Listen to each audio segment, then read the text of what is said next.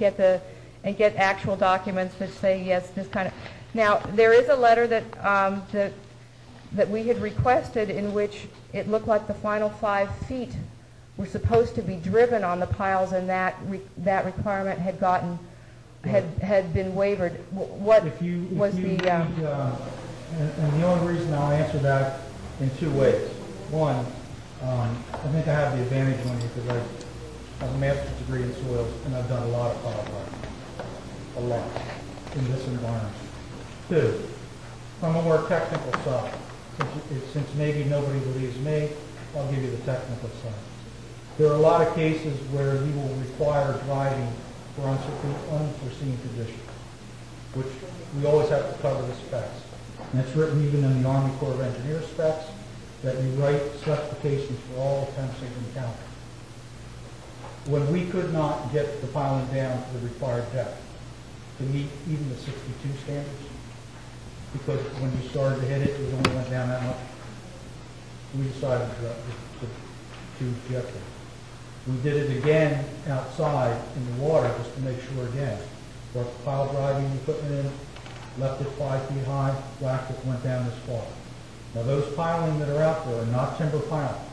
They're not even the same as your piling you use for your jetties. Piling for the timber piling is much softer, tends to bring, absorb the weight. You should only have 1 to 3 hits per inch for timber piling. That stuff's brittle out there, and you can crack that, and it'll split down the middle.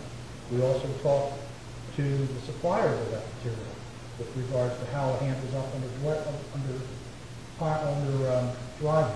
And it doesn't handle up well because they don't have the right shoes to deal with that type of stuff. So most of that stuff is jetted in and jetted into depth. To sum it up, and I think it's very simple, you can take anything up on that field. Okay. And that's it. I mean, it really is. There's nothing else really. I don't know what else you can say. My license is on the line.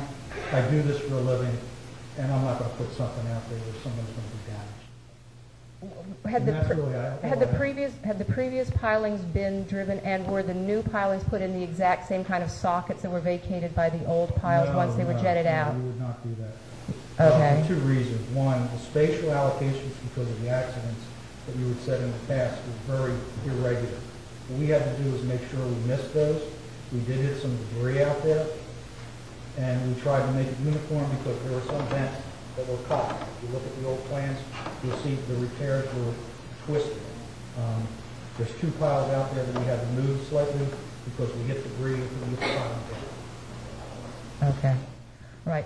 Is it possible to work backward to what the rated capacity of a pile on a per piling basis might be, or no? No. I have to go with privilege again, because what you're asking are very technical questions that take more of an answer than I think the audience is willing to sit there and listen to. My offer before was we will set up for you anytime that you want to meet with our engineer and bring your own experts with you. We'll be more than happy to make him available, and with your videotaping, that we don't have to keep 40 people here listening to information that is so technical that I don't even understand, and I have to be here. Open, transparent government. You know, that's all a wonderful thing, and I'd like to get documents if there are some towards that end.